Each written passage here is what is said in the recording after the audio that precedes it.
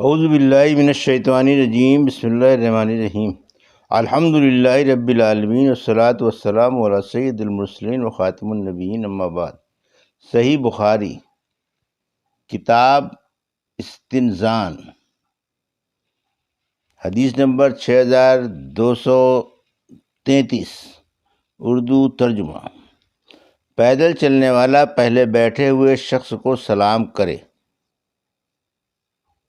ہم سے اسحاق بن ابراہیم نے بیان کیا، انہوں نے کہا ہم کو روح بن عبادہ نے خبر دی، انہوں نے کہا ہم سے ابن جریج نے بیان کیا، انہوں نے کہا کہ مجھے زیاد نے خبر دی، انہیں ثابت نے خبر دی جو عبد الرحمن بن زید کے غلام ہیں، اور انہیں حضرت ابو ہریرہ رضی اللہ عنہ نے خبر دی کہ رسول اللہ صلی اللہ علیہ وسلم نے فرمایا، سوار پیدل چلنے والے کو سلام کرے، پیدل چلنے والا بیٹھے ہوئے شخص کو اور چھوٹی جماعت پہلے بڑی جماعت کو سلام کرے۔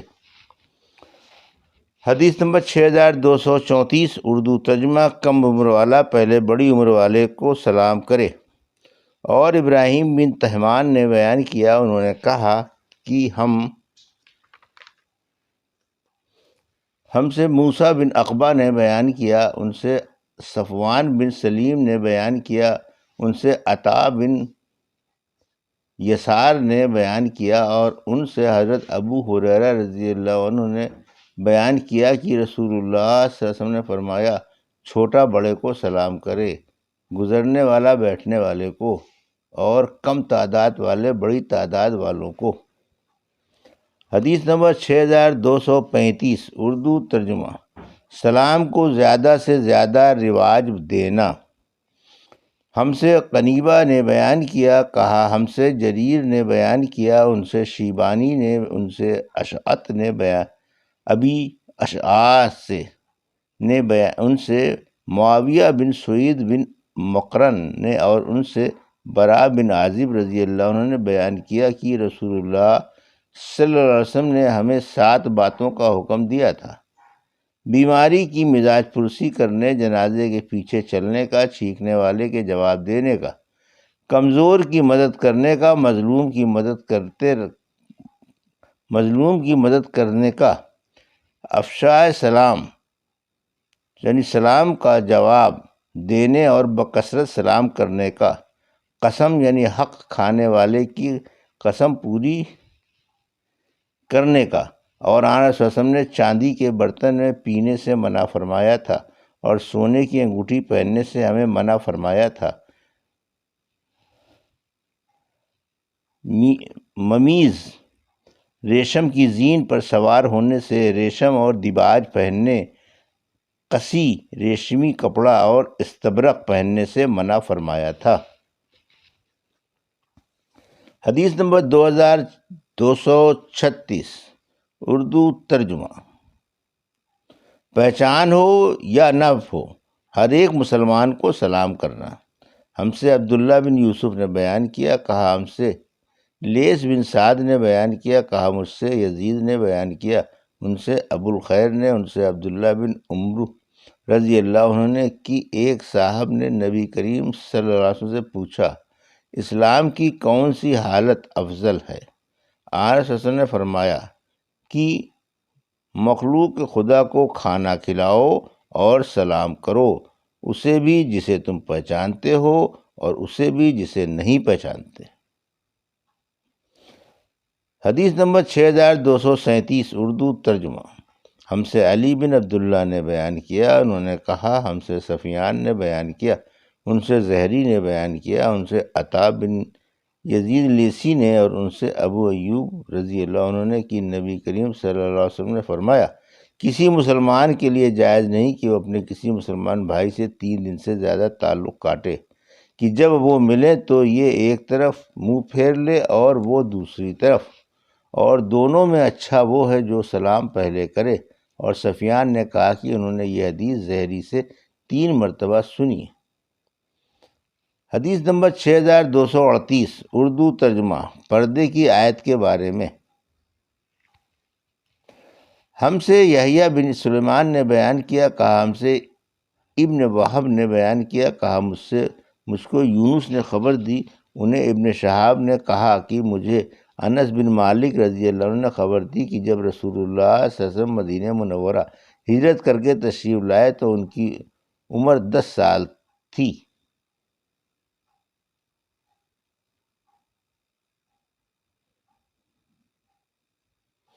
پھر میں نے آقا صلی اللہ علیہ وسلم کی زندگی کے باقی 10 سالوں میں آپ کی خدمت کی، اور میں پردے کے حکم کے متعلق سب سے زیادہ جانتا ہوں کہ کب نازل ہوا تھا۔ ابن ابی بن کعب رضی اللہ عنہ مجھ سے اس کے بارے میں پوچھا کرتے تھے۔ پردے کے حکم کا نزول سب سے پہلے اس رات کو ہوا جس میں رسول اللہ صلی اللہ علیہ وسلم نے زینب بنت حجر رضی اللہ عنہا سے نکاح کے بعد ان کے ساتھ پہلی خلوت کی تھی۔ آقا صلی اللہ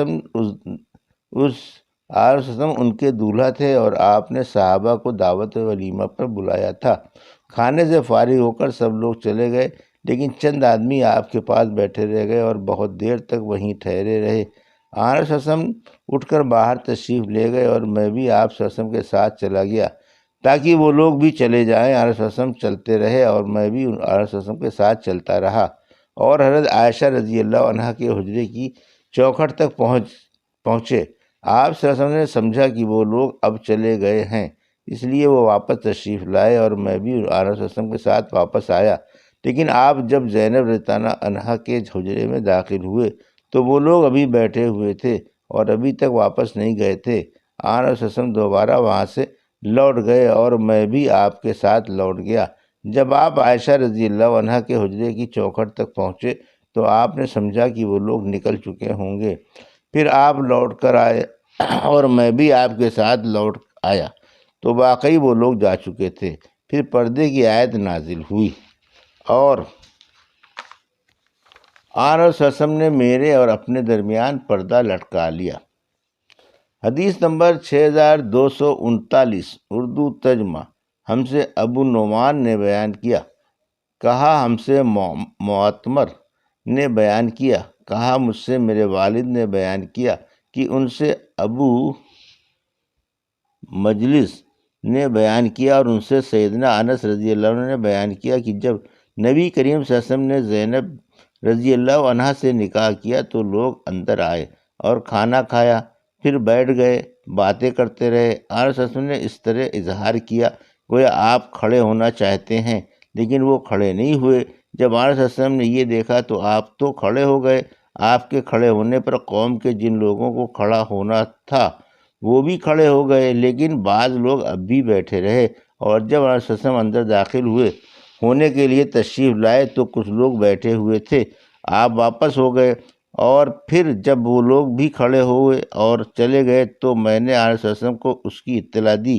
آقا صلی اللہ علیہ وسلم تشریف لائے اور اندر داخل ہو گئے۔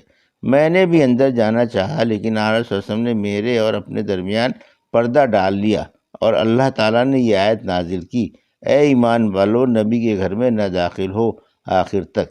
امام بخاری رحمۃ اللہ علیہ نے کہا کہ اس حدیث سے یہ مسئلہ نکلا کہ آقا صلی اللہ علیہ وسلم اٹھ کھڑے ہوئے اور چلے، ان سے اجازت نہیں لی، اور یہ بھی نکلا کہ آپ نے ان کے سامنے اٹھنے کی تیاری کی، آپ کا مطلب یہ تھا کہ وہ بھی اٹھ جائیں۔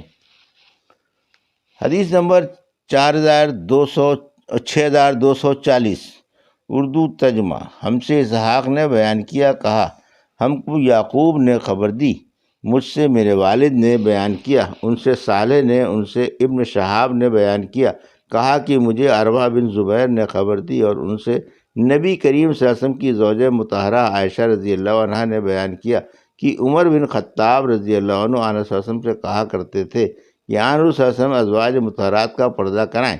بیان کیا کہ آقا صلی اللہ علیہ وسلم نے ایسا نہیں کیا، اور ازواج مطہرات رفع حاجت کے لیے صرف رات ہی کے وقت نکلتی تھیں، اس وقت گھروں میں بیت الخلاء نہیں تھے۔ ایک مرتبہ سودا بنت زمع رضی اللہ عنہ باہر گئی ہوئی تھیں، ان کا قد لمبا تھا۔ حضرت عمر بن خطاب رضی اللہ عنہ نے انہیں دیکھا اور وہ اس وقت مجلس میں بیٹھے ہوئے تھے۔ انہوں نے کہا کہ سودا، میں نے آپ کو پہچان لیا۔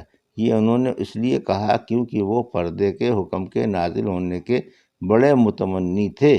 بیان کیا کہ پھر اللہ تعالیٰ نے پردے کی آیت نازل کی۔